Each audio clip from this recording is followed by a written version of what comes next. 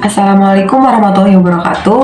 Perkenalkan, nama saya Pia Nur Oktaviani dari kelas PGSDD angkatan 2023 dengan NIM 23010202120. Di sini saya akan memaparkan hasil penelitian saya untuk tugas UTS dengan judul kurangnya daya ingat pada anak sekolah dasar. Masalah umum di antara siswa dalam fokus adalah sulitnya mengingat suatu pembahasan pembelajaran.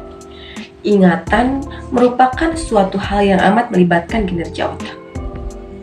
Bahasan tentang ingatan sangat luas sekali dan ada banyak hal yang harus dipahami untuk sepenuhnya memahami tentang ingatan. Kurangnya daya ingat pada saat pembelajaran berlangsung masih marak, salah satunya di kalangan sekolah dasar. Hal ini tentu saja sangat mengganggu proses pembelajaran, karena pada saat murid belajar tentunya harus dengan hati tenang, pikiran tenang, dan tentunya fokus.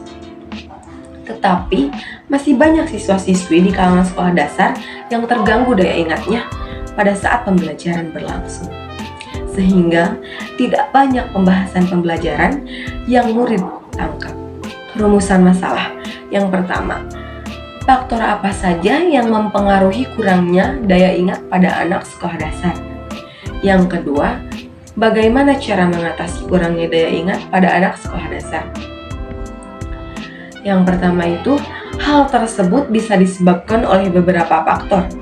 Yang pertama, kurang memahami materi pelajaran. Salah satu penyebab sering lupa materi pelajaran adalah tingkat pemahaman kita.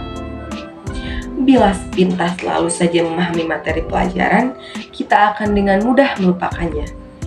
Sebaliknya, semakin mencakup di otak pemahaman kita atas suatu materi pelajaran, maka semakin bertahan ingatan tentang materi tersebut. Yang kedua, tidak memiliki metode pembelajaran yang efektif. Metode belajar yang efektif sangat penting untuk mengingat materi pelajaran. Jika pembahasan guru tidak efektif, otomatis ingatan anak akan berkurang.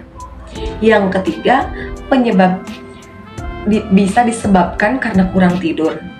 Belajar tidak masuk otak hanya karena kamu kurang tidur. Sebaliknya, dengan tidur yang cukup, tingkat fokus dan konsentrasi murid bisa mencapai level maksimal.